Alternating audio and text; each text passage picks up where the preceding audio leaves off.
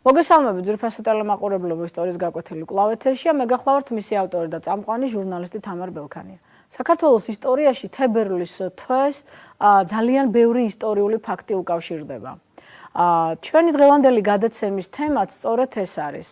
დაკარგული ტერიტორიები, კერძოდ სოჭის რეგიონი. თქვენ იცით, რომ სწორედ თებერვალში დაიწყო და დამთავრდა სოჭის ოლიმპიადა და ძალიან ბევრმა ისიც იცის, რომ ეს რეგიონი ძირძველი ქართული ტერიტორია იყო. თუმცა მთელ მსოფლიოში გადანაწილებულია უკვე ტერიტორიები, ჩვენ არანაირი პრეტენზია ამ ეტაპზე ამ რეგიონზე არ გვაქვს, თუმცა თუ რა იყო ეს რეგიონი, ჩვენ ამის შესახებ მოგვითხრობს ისტორიის მეცნიერებათა დოქტორი, პროფესორი ბატონი ბეჟან ხორავა. მოგესალმებით ბატონო ბეჟან.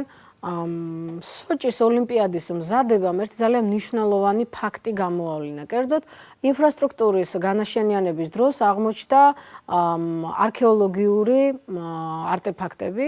ეს დაბეჭდა კიდეც ნაუკაი ჟიზმა ჟურნალმა, ეს არის 2008 წელი. რა იყო ეს არქეოლოგიური გათხრები, რა აღმოჩნდა და რა დადასტურდა აი ამ გათხრების თანახმად. ჩვენ მაყურებლებს ვაჩვენებთ თუ რა ტერიტორია იქნა გათხრილი, რა ტიპის ნაგებობები იქნა აღმოჩენილი, მაგრამ თქვენგან საინტერესო იქნება რა იყო ეს ექსპედიცია. 2007 წელს, როდესაც საერთაშორისო ოლიმპიურმა კომიტეტმა მიიღო გადაწყვეტილება 2014 წლის ზამთრის ოლიმპიადა სოჭში ჩატარებულიყო, მაშინ დაიწყო ინფრასტრუქტურის მომზადება, ბუნებრივია. და ამის შედეგად აღმოჩნდა მრავალი არქეოლოგიური არტეფაქტი. ესენი არის ძირითადად ციხესიმაგრეების ნაშთები და ეკლესიების ნაშთები. სულ კრასნაია პალიანას მიმდებარე ტერიტორიაზე აღმოჩნდა 14 ციხესიმაგრის ნაშთი, ხოლო ადლერის მახლობლად დაბა ახშტერში აღმოჩნდა ეკლესიის ნანგრევები, რომლის შესწავლის შედეგად რუსმა სპეციალისტებმა დაასკვნეს, რომ ეს არის მე-11-მე-13 საუკუნეების ეკლესიის ნაშთი, რომელიც თავისი ხუროთმოძღვრული სტილით მსგავსია დრანდის ეკლესიისა და მსგავსი არის აგრეთვე დღევანდელი საქართველოს ტერიტორიაზე არქეოპოლისის ეკლესიისა. აქედან გამომდინარე, რუსმა სპეციალისტებმა ხაზი გაუსვეს იმ გარემოებას, რომ ეს ქართული ხუროთმოძღვრული სტილით აგებული ტაძარი არის. იქ იყო მცდელობა ესეთი, რომ დაეკავშირებინათ ეს აბაზებთან, მაგრამ ბუნებრივია, რომ ეს არის ქართული არქიტექტურული სტილის ტაძარი და მე-11-მე-13 საუკუნეებში სოჭი და მისი მიმდებარე ტერიტორია და უფრო ვრცელი ტერიტორიაც საქართველოს სახელმწიფოს შემადგენლობაში შედიოდა როგორც კულტურული, ასევე პოლიტიკური თვალსაზრისით და აქედან გამომდინარე აღმშენებლობას იქ საქართველოს სახელმწიფო ეწეოდა და ჩვეულებრივ ეს ტაძარი არის ქართული ხუროთმოძღვრული სტილის ტაძარი, ისეთი როგორიც აგებულია მე-13 საუკუნეებში მთელი საქართველოს ტერიტორიაზე. ბუნებრივია, რომ ჩვენ თუ რა ბედი ეწია აი ამ არქეოლოგიურ უკვე მონაპოვარს ძნელია თვალყური გავოდენოთ, იმიტომ რომ არანაირი კავშირები თუნდაც ჩვენს კულტურის სამინისტროს არ აქვს ამ ეტაპზე, რადგან არ არის დიპლომატიური ურთიერთობები და სახელმწიფოებრივი ურთიერთობები აღდგენილი, მაგრამ მე მინდა თქვენ კითხოთ, აი დღეს ძალიან ბევრს საუბრობენ თვითონ დასახელებაზე, სოჭი, სოჩა. რა ერქვა ამ რეგიონს, რას უკავშირდება ეს ეტიმოლოგიურად ეს სახელი და ზოგადად როგორ აღმოჩნდა ისე საქართველოს ისტორიაში, რომ ეს ტერიტორია დღეს სადაოც კი არ არის. დიახ, მართალი ბრძანდებით. ეს ტერიტორია იყო ქართული სახელმწიფოებრივი და პოლიტიკური სივრცის შემადგენელი ნაწილი. თქვენის ნებართვით ცოტა შორიდან დავიწყებ, უცბად ტოპონიმიდან არ დავიწყებ. საქმე ის გახლავთ, რომ ჯერ კიდევ ანტიკურ ხანაში ამ რეგიონს საქართველოს სახელმწიფოს შემადგენლობაში იხსენიებს რომაელი დიდმოხელე ფლავიუს არიანე, მაგრამ უფრო შორიდანაც შეიძლება, მაგალითად მივყვეთ ამ ისტორიულ წარსულს. ქართული საისტორიო წყაროს ქართლის ცხოვრების თანახმად თარგამოსის შვილს ეგროს ერგოს სამკვიდრო მიწა-წყალი, თარგამოსმა გაუყო თავის შვილებს მიწა-წყალი და ამ ეგროს ერგო მიწა ლიხის ქედიდან მდინარემდე მცირისა-ხაზარეთისა, სადაც წარსწუდების წვერი კავკასიისა ამის. მდინარე მცირისა-ხაზარეთისა დამკვიდრებული თვალსაზრისით და ეს ასეა ისტორიოგრაფიაში მიღებული, რომ ეს არის მდინარე ყუბანი. ესე იგი ამ ქართული საისტორიო ტრადიციით, რომელიც დაცულია ქართლის ცხოვრებაში, ლიხის ქედიდან მდინარე ცირისა-ხაზარეთისა შესართავამდე, ანუ მდინარე ყუბანის შესართავამდე, ეს იყო ეგროსის ქართველთა ერთ-ერთი ეთნარქის სამკვიდრო მიწა-წყალი. ეს იმთავითვე ნიშნავს, რომ ამ ტერიტორიაზე ქართველები მოსახლეობდნენ. რაც შეეხება მდინარე ყუბანის შესართავს, დღეს მდინარე ყუბანი ერთვის აზოვის ზღვას, მაგრამ მე-19 საუკუნემდე ერთვოდა მისი მთავარი ტოტი ერთვოდა შავ ზღვას. შემდეგ უკვე თუ მივყვებით მსვლელობას ისტორიისას, ესე იგი მეორე საუკუნეში, ახალი წელთაღრიცხვით მეორე საუკუნეში 134 წელს ეს ფლავიუს არიანე, რომელიც ვახსენეთ, ეწეოდა საინსპექციო მოგზაურობას შავი ზღვისპირეთში, რომის იმპერატორის დავალებით. და ფლავიუს არიანე იხსენებს ჩრდილო-აღმოსავლეთ შავი ზღვისპირეთში ასეთ ციხესიმაგრეს და დასახლებულ პუნქტს, რომელსაც ის ძველ ლაზიკას უწოდებს. ქართულ ისტორიოგრაფიაში და საერთოდ მეცნიერებაში კარგად არის ამის შესახებ გამოთქმული მოსაზრება, რომ სახელწოდება ლაზიკა და მით უმეტეს ძველი ლაზიკა, პალაია ლაზიკა ასე უწოდებს მას, არ შეიძლებოდა ციდან ჩამოვარდნილიყო იქ თუ დასავლურ ქართული ლაზური მოსახლეობა, კოლხური მოსახლეობა არ ყოფილიყო. ეს ტერიტორია მეორე 1000 წლებში შედიოდა კოლხეთის სამეფოს შემადგენლობაში, მერე უკვე როგორც ვახსენეთ 134 წელს მას ძველ ლაზიკას უწოდებს, ერთ-ერთ დასახლებულ პუნქტს ძველ ლაზიკას უწოდებს ფლავიუს არიანე. მე-5 საუკუნეში უკვე მე-5 საუკუნის ანონიმის სახელით არის ცნობილი ამ ფლავიუს არიანეს კომენტატორი, მას უკვე ნიკოფსიას უწოდებს. ქართული საისტორიო წყაროებითა და ლიტერატურით კარგად არის ცნობილი ნიკოფსიის ადგილმდებარეობა. ნიკოფსია მდებარეობდა დღევანდელი ტუაფსედან ჩრდილო-დასავლეთით ზღვით 20 კილომეტრზე, ხმელეთით 40 კილომეტრი არის ეს. დღევანდელ სოფელ ნოვომიხაილოვსკის ადგილას. აქ ზღვისპირა კონცხზე, კლდოვან კონცხზე იყო ციხესიმაგრე, რომელსაც მე-10 საუკუნეების ქართული ციხესიმაგრეების სტილს უკავშირებენ და ისევე არის აგებული, როგორც ქართული ციხესიმაგრეები მე-10 საუკუნეებისა.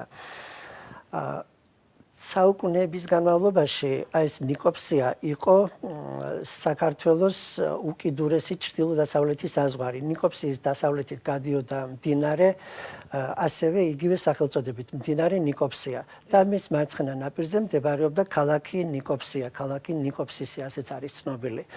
ყოველ შემთხვევაში ჩვენი თვალსაჩინარიდან საიდანაც წყაროები გვაძლევს ამისი აღნიშვნის საშუალებას.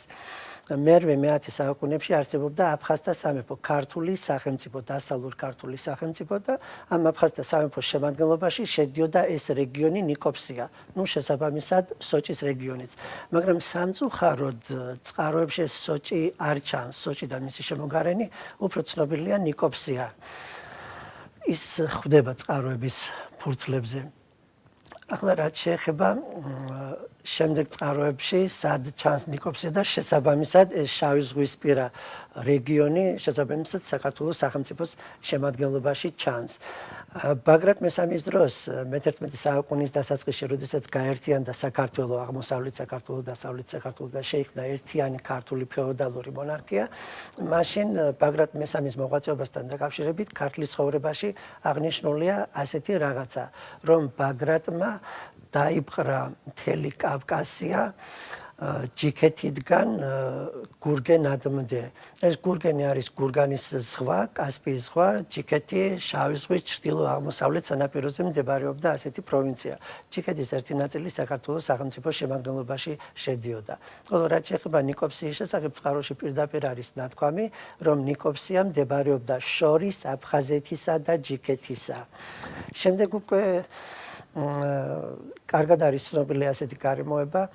მე-11 საუკუნის შუახანებში, როდესაც დიდი ქართველი საეკლესიო მოღვაწე გიორგი მთაწმინდელი ანტიოქიის პატრიარქთან კამათობს ქართული მართლმადიდებელი ეკლესიის ავტოკეფალიის საკითხზე, განმანათლებლების საკითხზე და ასე შემდეგ, აღნიშნავს ასეთ რაღაცას, რომ სიმონს ვიტყვი კანანელსა ქვეყანასა ჩვენსა დამარხულას აფხაზეთს რომელსა ნიკოპსი ეწოდების ქვეყანასა ჩვენსა დამარხულას აფხაზეთს რომელსა ნიკოპსი ეწოდების ესე იგი აფხაზეთის შემადგენლობაშია ნიკოპსი აფხაზეთი კიდევ საქართველოს სახელმწიფოს განუყოფელი ნაწილია ფორმულირება ასეთი კარგად არის ცნობილი ფართო საზოგადოებისათვის ნიკოპსიიდან დარუბანდამდე და ოვსეთიდან არეგაწამდე ეს არის დავით აღმაშენებლის დროიდან დავით აღმაშენებელმა რომელმაც დაასრულა საქართველოს გაერთიანების პროცესი ესე იგი ეს ნიკოპსია და შავი ზღვის ჩრდილო-აღმოსავლეთი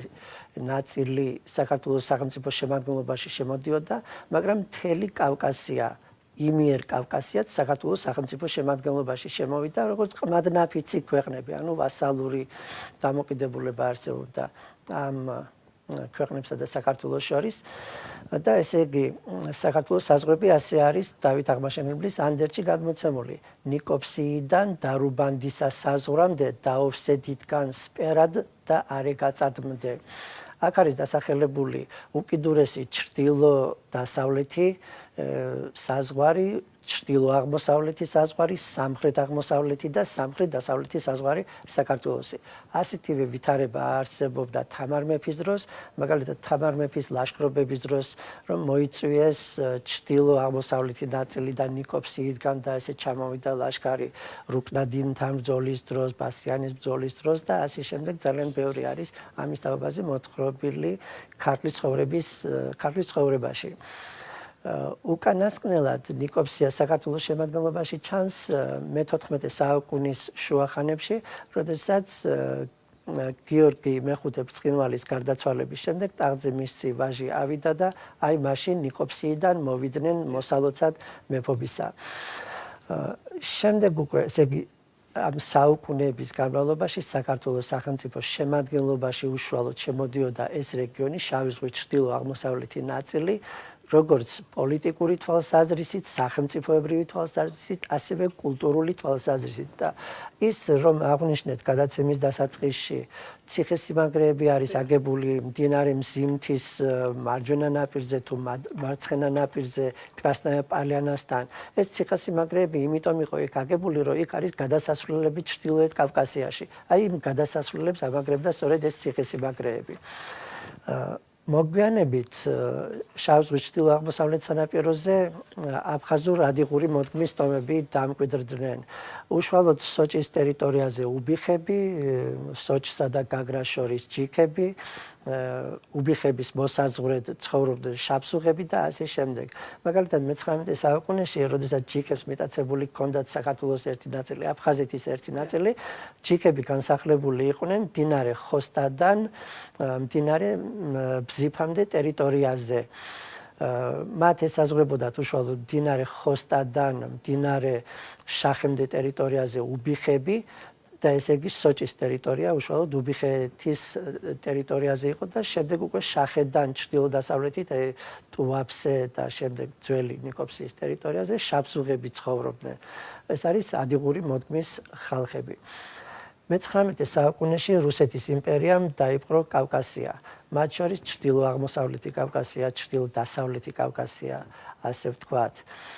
1864 წელს, როდესაც დამთავრდა რუსეთ-კავკასიის ომი, რომელიც 100 წლის განმავლობაში გრძელდებოდა 1763 წლიდან 1864 წლის მაისში დამთავრდა 21 მაისი არის ასეთი თარიღი დამთავრდა რუსეთ-კავკასიის ომი და რუსეთმა დასავლეთი კავკასია დაიპყრო ადგილობრივი მოსახლეობა ვინც მაშინ იქ ცხოვრობდა გასახლებულ იქნა ძალდატანებითი გასახლება მოხდა იმ სოჭის ტერიტორიაზე მცხოვრები უბიხები მთლიანად დაიყარნენ და გადასახლდნენ ოსმალეთის იმპერიაში ჯიქები ასევე მთლიანად დაიყარნენ და გადასახლდნენ ასევე ოსმალეთის იმპერიაში შაბსუღები და სხვები და იქ არ დარჩა ადგილობრივი მოსახლეობა გაუკაცურდა ეს ტერიტორია ამის შემდეგ ძალიან დიდი ხნის განმავლობაში ეს ტერიტორია გაუკაცურებული იყო, მაგრამ რუსეთის ხელისუფლებამ იმიტომ დაიპყრო ეს ტერიტორია, რომ იქიდან რაღაც მოგება ენახა, შემოსავალი მიიღო აქედან ბუნებრივი. აქედან გამომდინარე განევითარებინა მეურნეობა, ეკონომიკა მისი ინტერესების სფეროში იყო. აქედან გამომდინარე დაიწყო რუსეთის იმპერიამ ზრუნვა ამ ტერიტორიის დასახლებისათვის. მით უმეტეს ეს იყო ძალიან ნაყოფიერი ტერიტორია. 1866 წლის მარტში მიღებული იქნა გადაწყვეტილება, რომ აქ შექმნილიყო შავი ზღვის ოკრუგი.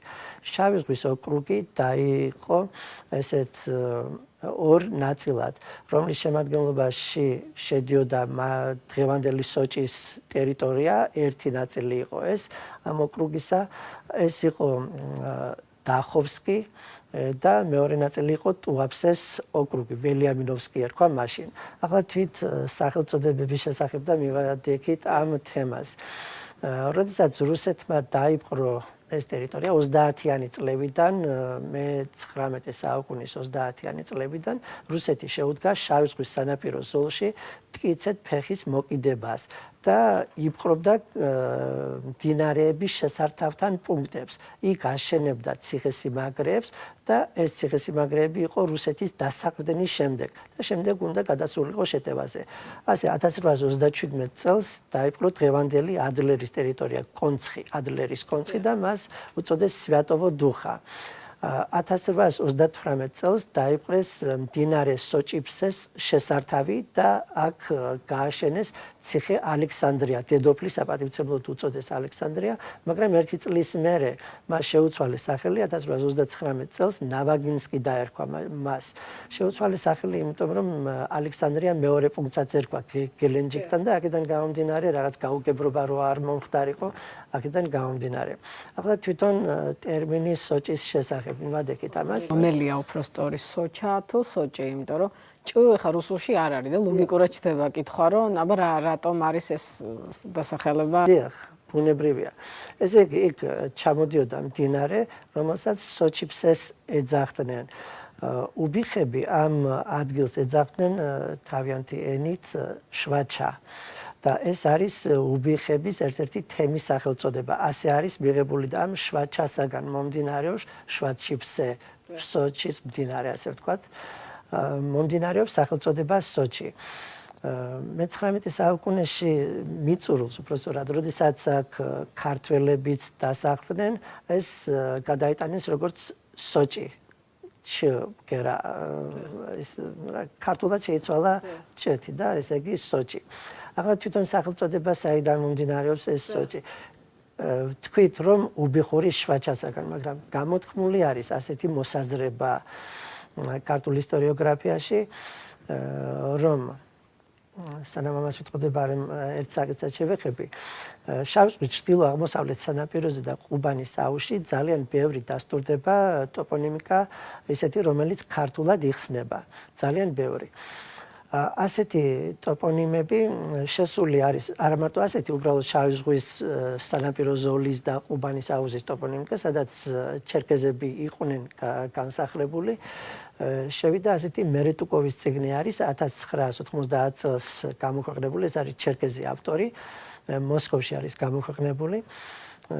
და ამ წიგნში არის ისეთი ტოპონიმები, რომელსაც თვითონ მერეტუკოვი ახსნას ვერ უძებნის. ბევრი არის ისინი, რომელიც ჩერკეზულ ენაზე, ჩერკეზული ენის დიალექტებზე იხსნება, მაგრამ ზოგიერთი არ იხსნება.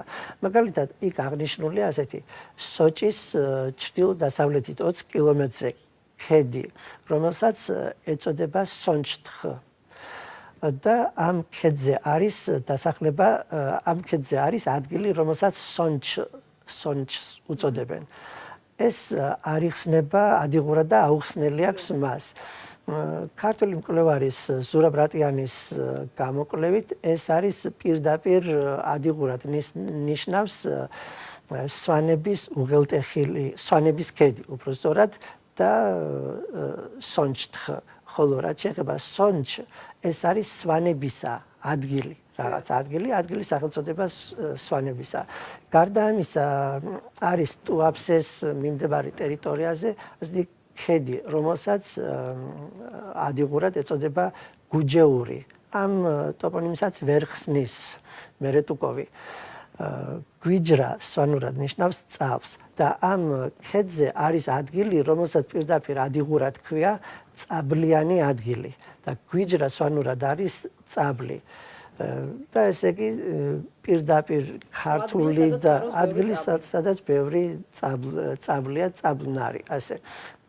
არის ბევრი ტოპონიმი, რომელიც სვანური ენის ან ქართული ენის საფუძველზე იხსნება და იგივე ზურაბ-რატიანს გამოთქმული აქვს ასეთი მოსაზრება, რომ სოჭი შეიძლება მომდინარეობდეს სწორედ სონჩ სახელისაგან, სონჩ, სვანების განსახლების ტერიტორია და თუ დავუკვირდებით, სულაც არ არის მოულოდნელი ასეთი ახსნა, მაგრამ ყოველ შემთხვევაში ეს ვარაუდების დონეზე შეიძლება დავტოვოთ დღეისათვის.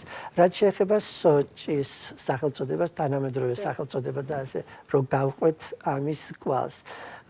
თქვით იმის თაობაზე, რომ მას ალექსანდრია ერქვა თავიდან, როდესაც რუსებმა ის დაიპყრეს 1838 წელს და შემდეგ ნავაგინსკი 1864 წლის 25 მარტს, როდესაც რუსეთის ჯარმა ისევ დაიკავა სანაპირო ზოლი, შავი ზღვის სანაპირო ზოლი, მაშინ ამ ადგილს უწოდეს დახოვსკი. დახოვსკის რაზმა დაიკავა ეს და უწოდეს დახოვსკი.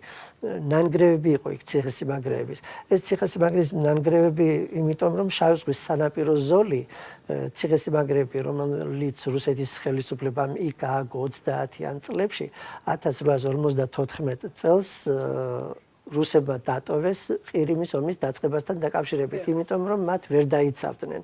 და ესე იგი ნანგრევები იყო იქ რუსული ციხესიმაგრეების და ესე იგი 1864 წლის 25 მარტს, როდესაც რუსებმა ეს ადგილი დაიკავეს, მას უწოდეს დახოვსკი, დახოვსკის რაზმის პატივსაცემად, რომელსაც ეს ადგილი დაიკავა. შემდეგ ესე იგი ეს 1864 წლის მარტში მოხდა, 1864 წლის მაისში დამთავრდა რუსეთ-კავკასიის ომი და ამ დროს სრულიად გაუკაცურებულია ეს შავი ზღვის სანაპირო ზოლი. 2 წლის მერე, ესე იგი 1866 წლიდან დაიწყო ამ ადგილებში კოლონისტების ჩასახლება. პირველ რიგში რუსები, კაზაკები, რუსეთის ხელისუფლება ამახვილებდა განსაკუთრებით ყურადღებას იმაზე, რომ აქ სხვა ეროვნების ხალხი არ მოსულიყო. პირველ რიგში რუსების დასახლება სრულდება, მაგრამ რუსები ძალიან დიდი ინტერესით არ მოდიოდნენ, იმიტომ რომ ეს ზღვისპირეთი, ჰავა, კლიმატი, ხო, დიახ, პური აქ არ მოდიოდა, დიდი რაოდენობით არ მოდიოდა. აქედან გამომდინარე, შემდეგ რახან რუსები არ მოდიოდნენ, დაუშვა სხვა ეთნოსის წარმომადგენლების დასახლება. პირველ რიგში სლავების, უკრაინელები, შემდეგ ესტონელები და სხვაები, ბულგარელებიც, მოლდაველები მოვიდნენ. და ასე დასახლდნენ. მე-19 საუკუნის მიწურულს აქ ქართველები ჩამოსახლდნენ, მაგრამ რა ვითარება იყო ამ დროისათვის სოჭში. ესე იგი ვთქვით, რომ დახოვსკი ერქვა მას 1874 წელს, მას 1874 წელს აქ მხოლოდ 15 სამოქალაქო ოჯახი ცხოვრობდა, დანარჩენები სამხედროები. ვინც სამხედრო სამსახურს დაამთავრებდა, აი მათ ასახლებდა ფაქტობრივად ძალდატანებით მიწებს აძლევდნენ და ასე შემდეგ. შემდეგ უკვე 1896 წელს აი შავი ზღვის ოკრუგი შეიქმნა 1866 წელს და 1896 წელს ამ ტერიტორიაზე შეიქმნა შავი ზღვის გუბერნია. ესე იგი შავი ზღვის ოკრუგი გარდაიქმნა შავი ზღვის გუბერნიად. და შავი ზღვის გუბერნიის ცენტრი იყო ნოვოროსიისკი და შედგებოდა ნოვოროსიისკის, ტუაფსესა და სოჭის ოკრუგებისაგან. და სწორედ მაშინ 1896 წელს რუსეთის ხელისუფლებამ ამ დასახლებულ პუნქტს დახოვსკს უწოდა სოჭი. ესე იგი 1874 წელს მას პოსადი ერქვა, ასეთი წინა ქალაქი, დაბა და 1896 წლიდან ეს არის სამაზრო ქალაქი. ესე იგი 1876 წლიდან თანდათანობით მრავლდება აქ მოსახლეობა. თურქეთიდან გადმოდიან სომხები, ქრისტიანი სომხები, მოსახლეობის გაცვლას ჰქონდა ადგილი, ბერძნებიც ჩამოსახლდნენ, მაგრამ აი მე-19 საუკუნის მიწურულს ქართველებიც მკვიდრდებიან აქ. ფაქტობრივად ეს არის ქართველები ქართველების დაბრუნება თავიანთ წინაპართა მიწაზე და ასე ფიქრობდნენ ისინი. განსაკუთრებით მეგრელები და რაჭველები. რაჭველები ვერ შეეგუენ შავი ზღვის სანაპირო ზოლს და ამიტომ მთებისაკენ წაიწიეს. ამიტომაც აღმოჩნდა რაჭველების დასახლება მაგალითად პლასტუნკაში, ასეთი სოფელი სოჭის მახლობლად, დღეს მისი ნაწილი სოჭის ფარგლებში არის. და საკმაოდ მოიკიდეს ფეხი ქართველებმა და ძალიან დიდი ავტორიტეტიც ჰქონდათ. მეწარმეები ფაქტობრივად ქართველები იყვნენ, მისდევდნენ ხელოსნობას, მისდევდნენ მჭედლობას, ძალიან დახელოვნებული ოსტატები იყვნენ მეგრელებიც და რაჭველებიც, ამაში იმერლებიც ჩასახლდნენ იქ, აგებდნენ ოდასახლები და ასე შემდეგ. შეიძლება ესეთი რაღაცაც ვთქვათ, რომ თანამედროვე სოჭის განაშენიანებაში ძალიან დიდი წვლილი მიუძღვით ქართველებს. დოკუმენტური ფაქტები არის ასეთი, რომ დღევანდელი სოჭის მთავარი ქუჩა, გორკის ქუჩა, ქართველებმა გაიყვანეს, იქ ჭადრის ხეები დარგეს გზის პირებზე, ბაზარში, მაგალითად ცენტრალური ბაზარი იყო და იქ ქართველების ესეთი დუქნები იყო ჩამწკრივებული, სადაც ხელოსნობის ნიმუშები იყიდებოდა, ტყავის აწარმოები, ხის გადამამუშავებელი მრეწველობა და აი ამას ჩაეყარა საფუძველი მე-19 საუკუნის მიწურულით მე-20 საუკუნის დასაწყისში. რუსეთის ხელისუფლება ძალიან დიდ ყურადღებას აქცევდა ამ სოჭის განაშენიანების საკითხს, ბუნებრივია ეს მიმზიდველი იყო მისთვის და კურორტის გაშენება უნდოდა აქ და 1904 წელს რუსეთის ხელისუფლებამ კონკრეტულად ეს იყო ალექსანდრე ერმოლოვი, მიწათმოქმედებისა და ქონების მინისტრი, სთხოვა რუს მეწარმეებს, რომ ფული ჩაედოთ აქ და თვითონაც ეხეერათ და მე-19 საუკუნის დასაწყისში აქ აშენდა საკმაოდ ბევრი სასტუმრო და სასტუმროების კომპლექსი იყო ასეთი ჩერნომორსკაია რივერა, კავკასკაია რივერა, სან-რემო და ასეთი სახელწოდების ისინი. და ამ დროიდან ამ სანაპირო ზოლს კავკასკაია რივერას უწოდებდნენ რუსები და აგრეთვე რაც მთავარია რუსკაია კალხიდას. აქედან გამომდინარე პარალელს გავავლებ რუსეთის დღევანდელი ხელისუფლების ასეთ აქცენტთან, როდესაც სოჭში ძეგლი აღმართეს ოქროს აწმისის. ეს სწორედ მოდის აი მე-19 საუკუნიდან და მე-19 საუკუნის მიწურულიდან და მე-20 საუკუნის დასაწყისიდან, როდესაც ისინი რუსკაია კალხიდას უწოდებდნენ ამ რეგიონს. კი, თუმცა აი ამ ქანდაკებამაც გარკვეული ეს უკმაყოფილება გამოიწვია, რადგან მათ ამ ქანდაკებით ეს ისტორიაც მიისაკუთრეს, ეს ლეგენდაც. ბუნებრივია, მაგრამ მაგისი გამოყენება საჩვენოდაც შეიძლება ალბათ, ეს იყო კოლხეთის მიწა-წყალი. დიახ. დადასტურება. როგორ დასტური და როგორ ძეგლი, რომ ეს არის კოლხეთის ძირძველი ტერიტორია. 1916-17 წლებში ამ ტერიტორიაზე, სოჭში კონკრეტულად, ქალაქის მოსახლეობა იყო 10,000. ამ 10,000 მოსახლიდან 6,000 რუსი იყო, 6,000 რუსი იყო, 2,000 ქართველი, შემდეგ სომხები და ბერძნები მოდიოდნენ და საკმაოდ გავლენიანები იყვნენ ქართველები, თავიანთი მცირე მრეწველობა გააჩნდათ ასე საწარმოები, მათ შორის განსაკუთრებით ცნობილები არიან თოფურიები, ლოლუები, რომლებიც გარკვეულწილად ამინცაც ქმნიდნენ სოჭში. შემიძლია ასეთი რაღაცაც გითხრათ 1905-6 წლის 7 წლის რევოლუციების უბრალოდ 1905 წლის მიწურულს დეკემბერში და 6 წლის იანვარში სოჭში შეიქმნა ასეთი საბჭოთა რესპუბლიკა, რომლის ხელმძღვანელი იყო აქვსენტი გვათუა. ესე იგი, იმდენად დიდი გავლენა ჰქონდათ იქ ქართველებს, რომ აი ქართველი კაცი აქვსენტი გვათუა არც თუ ისე დიდი ხნის განმავლობაში, თითქმის ერთი თვის განმავლობაში, მაგრამ სოჭის რესპუბლიკის ხელმძღვანელი იყო. და ესე იგი, 1916-17 წლებში საკმაოდ დიდი მოსახლეობა იყო იქ ქართველების და რა თქმა უნდა სოჭის შემოგარენში. მათ შორის სოფელი მამაიკა, სოფელი პლასტუნკა და ასე შემდეგ. რაც შეეხება შემდგომ უკვე ძალიან საინტერესოა 1918 წლის ვითარება, 1918 და 1919 წლების. 1918 წელს მოგესალმებათ 26 მაისს საქართველოს დემოკრატიული რესპუბლიკა გამოცხადდა. საქართველოს დემოკრატიულ რესპუბლიკას დამკვიდრებისათვის ძიმე ბრძოლების გადახდა მოუწია იმ თავითვე.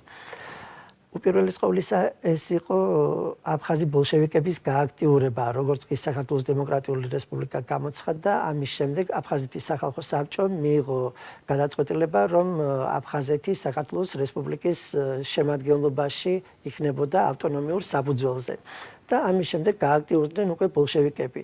და ეს ბოლშევიკები შავი ზღვის ჩრდილო-აღმოსავლეთ სანაპიროზე არამდგრადი სიტუაცია იყო რუსეთის იმპერიის დაშლის შემდეგ. ხან ბოლშევიკები იმარჯვებდნენ, ხან თეთრები და ასე შემდეგ. და ესე იგი ბოლშევიკები გააქტიურდნენ მარტში გუდაუთიდან, გადმოვიდნენ შეტევაზე, სოხუმი წაიღეს და 26 მარტიდან 17 მაისამდე ჯერ კიდევ საქართველოს დემოკრატიული რესპუბლიკის გამოცხადებამდე სოხუმში ძალაუფლება ხელში ბოლშევიკებმა აიღეს. ამის შემდეგ ამიერკავკასიის სეიმმა გამოგზავნა სახალხო გვარდია ვალიკო ჯუღელის მეთაურობით და გაათავისუფლა სოხუმი. და ამის შემდეგ 1918 წლის 26 მაისს გამოცხადდა საქართველოს დამოუკიდებლობა და ივნისში საქართველოს დემოკრატიულ რესპუბლიკასა და აფხაზეთის სახალხო საბჭოს შორის დაიდო ხელშეკრულება. ეს ხელშეკრულება უკვე პირდაპირ მიუთითებდა, ხელშეკრულებაში პირდაპირ იყო აღიარებული, რომ აფხაზეთი საქართველოს დემოკრატიული რესპუბლიკის შემადგენლობაში შემოდიოდა. ამის შემდეგ გააქტიურდნენ განსაკუთრებით კიდევ აფხაზი ბოლშევიკები, რომელსაც მხარდაჭერას ის შეიარაღებული რაზმელები უწევდნენ, რომლებიც ჩრდილოეთის ქალაქებიდან სოჭი და მისი შემოგარენი მოდიოდნენ. და ისევ შემოვიდნენ ესე იგი ბოლშევიკები და დაიკავეს გაგრა გუდაუთა. ამის შემდეგ საქართველოს დემოკრატიული რესპუბლიკის ხელისუფლებამ ბოლშევიკების განდევნა მიანდო ქართულ გენერალს მაზნიაშვილს, გიორგი მაზნიაშვილს. და 1918 წლის ივნისში მაზნიაშვილმა გაილაშქრა აფხაზეთში. სხვადასხვა აღსანიშნავია, რომ მის ჯარში 300 აფხაზი მხედარიც იბრძოდა და მაზნიაშვილს სურდა აფხაზეთის ტერიტორიული ჯარისათვის ჩაეყარა საფუძველი, ეს უკვე სხვა თემაა, მაგრამ ესე იგი ივნისში გაათავისუფლა აფხაზეთის ტერიტორია ბოლშევიკებისაგან, 28 ივნისს აიღო გაგრა და მიადგა საზღვარს, რომელიც წარმოადგენდა მეფის რუსეთის დროს საზღვარს საქართველოსა და რუსეთს შორის. ამ დროს აფხაზეთის სახალხო საბჭომ მიიღო ასეთი გადაწყვეტილება 24 ივნისს მიიღო ჯერ კიდევ გადაწყვეტილება ასეთი, რომ სთხოვა საქართველოს მთავრობას საქართველოს ჯარის ნაწილებს გაეთავისუფლებინათ სოჭი და მიმდებარე ტერიტორია ტუაფსეს ჩათვლით, რადგან იქიდან ყოველთვის მოდიოდა საფრთხე აფხაზეთისათვის ეს შეიარაღებული ჯგუფები. და გარდა ამისა ქვეყანას სჭირდებოდა პურისა და ნავთობის მარაგი სოჭის ნავსადგურის დაკავების შედეგად და უпростоრად ტუაფსეს ნავსადგურის დაკავების შედეგად მოხერხდებოდა კავშირის დამყარება ყუბანის რადასთან, რომელიც ახუთქვამდა საქართველოს ხელისუფლებას და აფხაზეთის სახალხო საბჭოს პურითა და ნავთობით მომარაგებას. და აქედან გამომდინარე, ესე იგი აფხაზეთის სახალხო საბჭომ ეს გადაწყვეტილება მიიღო. ვარლამ შერვაშიძე ამ აფხაზეთის სახალხო საბჭოს თავმჯდომარე აწერდა ამ დადგენილებას ხელს. და საქართველოს ხელისუფლებამაც მაზნიაშვილს მის ასეთი განკარგულება, რომ სოჭი და ტუაფსე დაეკავებინა. მაზნიაშვილი თავის მოგონებებში აღნიშნავს ასეთ რაღაცას, ჩემთან მოდიოდნენ სახალხო საბჭოს წევრებიო, აფხაზეთის სახალხო საბჭოს წევრებიო და ისინი მეუბნებოდნენ, რომ არა მარტო სოჭიო, არამედ ანაპამდე ტერიტორიაც აფხაზეთის შემადგენლობაში და შესაბამისად საქართველოს შემადგენლობაში შედიოდაო და აქედან გამომდინარე ჩვენ ისტორიული უფლება გვაქვს ამ ტერიტორიაზეო და ბუნებრივია ეკონომიკური მოსაზრებებით ნავთობის და ხორბლით ქვეყნის მომარაგება. ესე იგი 28 ივნისს გადავიდა მაზნიაშვილის შეტევაზე, 3 ივლისს დაიკავა ადლერი, 4 ივნისს დაიკავა ხოსტა და 6 ივლისს უკვე დაიკავა სოჭი. და აღსანიშნავია ის, რომ შემდეგ იქ ჩავიდა საქართველოს საგარეო საქმეთა მინისტრი ევგენი გეგეჭკორი და დეპეშას უგზავნის ევგენი გეგეჭკორი ნოე ჟორდანიას მთავრობის თავმჯდომარეს და აღნიშნავს ჩვენს ჯარსო აღფრთოვანებით ხვდებოდაო სოჭის მოსახლეობაო და მართლაც სინამდვილე შეეფერება ეს და არანაირი გადაჭარბება ამაში არ არის. სოჭი იყვნენ არა მარტო ქართველები კეთილგანწყობილი საქართველოს შეიარაღებული ძალებისადმი, არამედ რუსებიც და სხვა ეროვნების მოქალაქეებიც. ეს დასტურდება იქიდან, რომ ცოტა მოგვიანებით უკვე შეიქმნა ასეთი წერილები, ოფიციალური დოკუმენტები, ეს არის სოჭის სოციალისტური პარტიების სათათბიროს განცხადება, რომლითაც მიმართავენ საქართველოს დემოკრატიული რესპუბლიკის მთავრობას, რომ სოჭის ოლქი გამოაცხადოს საქართველოს დემოკრატიული რესპუბლიკის შემადგენლობაში განსაკუთრებული დეკრეტით. ეს სოჭის სოციალისტურმა პარტიებმა მიიღეს ასეთი გადაწყვეტილება. ეს არის 18 სექტემბერს მიღებული გადაწყვეტილება, 1918 წლის 18 სექტემბერს. იმავე 18 სექტემბერს და შემდეგ 20 სექტემბერს ასეთივე გადაწყვეტილება მიიღეს სოჭის ესერთა პარტიამ, ასეთივე გადაწყვეტილება მიიღეს სოჭის მოსახლეობის საერთო კრებამ და გლეხთა ყრილობამ მიიღო ასეთი გადაწყვეტილება.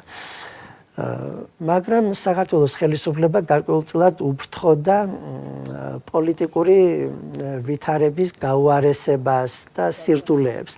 საქმე იმაში გახლავთ, რომ სოჭის დაკავების შემდეგ გიორგი მაზნიაშვილი ასეთ რაღაცას აღნიშნავს, წინ წაწევის სურვილი ძალიან არ მქონდაო მეო და მიმაჩნდაო, რომ შახეზე, მდინარე შახეზე გამაგრებულიყო საზღვარი. სოჭის ოკრუგის ტერიტორია, ან სოჭის ოლქის ტერიტორიას საზღვარზე, ეს არის მდინარე შახე, ლაზარევსკოესთან გამაგრებულიყო საზღვარი და ამ ტერიტორიის ათვისება მომხდარიყო.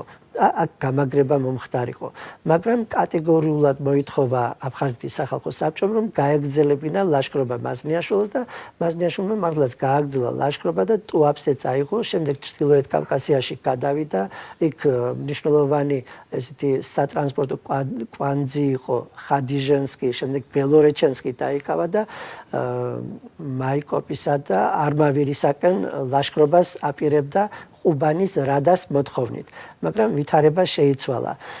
მალე ჩრდილოეთიდან ეს არის მოხალისეთა არმიის, დენიკინის მოხალისეთა არმიის მიერ დევნილი წითელი არმიის ნაწილები გამოჩნდნენ და საქართველოს ჯარის ნაწილები გამოდევნეს ტუაფსედან და ისინი გამაგრდნენ მდინარე შახეზე. ამის შემდეგ ეს წითელი არმიის ნაწილები გადავიდნენ ჩრდილოეთ კავკასიაში და იქ მოქმედ არმიას შეუერთდნენ, წითელ არმიას შეუერთდნენ. მაგრამ შემდეგ უკვე მაზნიაშვილმა ისევ წაიწია წინ და ტუაფსე დაიკავა, მაგრამ მას უკვე დენიკინი მოუახლოვდა და ამის შემდეგ ის იძულებული გახდა უკან დაეხია და ტუაფსე დენიკინისათვის დაეთმო და თვითონ მდინარე შახეზე გამაგრდა. ესეთი ვითარება იყო სექტემბრისათვის და 25-26 სექტემბერს დღევანდელ კრასნოდარში მაშინ მოეწყო ასეთი შეხვედრა მეფის არმიის გენერლებსა, ალექსეევი, დენიკინი და ყუბანის რადის წარმომადგენლებსა და საქართველოს წარმომადგენლობას შორის. ევგენი გეგეჭკორი ხელმძღვანელობდა დელეგაციას და მასში მაზნიაშვილიც შედიოდა. საქართველოს დელეგაციას მიღებული ჰქონდა ასეთი მითითება, რომ ყოველნაირად დაეცვათ საქართველოს პრეტენზიები გაგრაზე და სოჭზე. რაც შეეხება ტუაფსეზე, მაინც და მაინც დიდი პრეტენზია არ ჰქონდა საქართველოს ხელისუფლებას. მაგრამ ამ შეხვედრაზე გამოიკვეთა ასეთი პოზიცია, რომ დენიკინი და ალექსეევი კატეგორიულად მოითხოვდნენ საქართველოს ჯარის ნაწილებს დაეცალათ სოჭისა და გაგრის რაიონებიც და აღნიშნავდნენ ისინი ასეთ რაღაცას. იქ ძალიან ბევრი რუსული სისხლი არის ჩაქცეული და ძალიან დიდი რუსული ფული არის ჩადებული. ამ რეგიონის მოსახლეობის უმეტესობას რუსები შეადგენენ და ეს რეგიონი ეკუთვნის ორივე, ესე იგი სოჭი და გაგრა, ეკუთვნის რუსეთს.